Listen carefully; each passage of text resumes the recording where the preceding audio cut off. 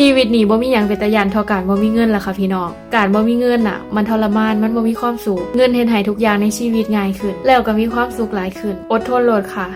อดทนเฮ็ดในสิ่งที่ได้เงินแต่อย่าเฮ็ดให้คนอื่นเดือดร้อนสิน้อยสิหลายก็ต้องเฮ็ดเพราะคำว่าจนมันทรมานอีหลีพี่น้องสิยืนท่าใดก็ได้แต่ต้องยืนให้ได้ด้วยขาของเจ้าของอย่าคาดหวังว่าไผสิมาดูแลเฮาได้ตลอดอย่ารอให้คนอื่นมาซอยอย่าฝากชีวิตไว้กับไผเฮ็ดเพื่อเจ้าของหลายๆจื้อไว้เด้อบ่มีไผสู่แทนเฮาดอกค่ะกลัวสิมีได้ทุกมื้อนี้บ่ตายก็บุญแล้วค่ะแต่ฮอดมื้อที่มันสำเร็จได้เฮาสิภูมิใจแน่นอนคนดีอยู่ไสก็คือคนดีคนเลวอยู่ไสก็คือคนเลวทุกสิ่งทุกอย่างที่เฮาเป็นมันสิติดโตเฮาไปจนฮอดมื้อตายพุ่นล่ะ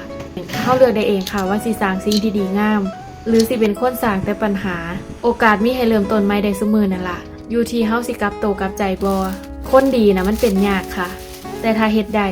มันก็สิดีกับโตเจ้าของ